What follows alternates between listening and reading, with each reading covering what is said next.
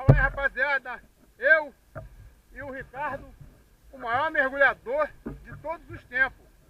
Ele costuma fazer caça submarina, esse aqui, ó, esse aqui, ó, bem perto, tá vendo? Esse aqui, a 60 metros no raso, tá? Quando ele quer mergulhar fundo, ele mergulha 310, 320.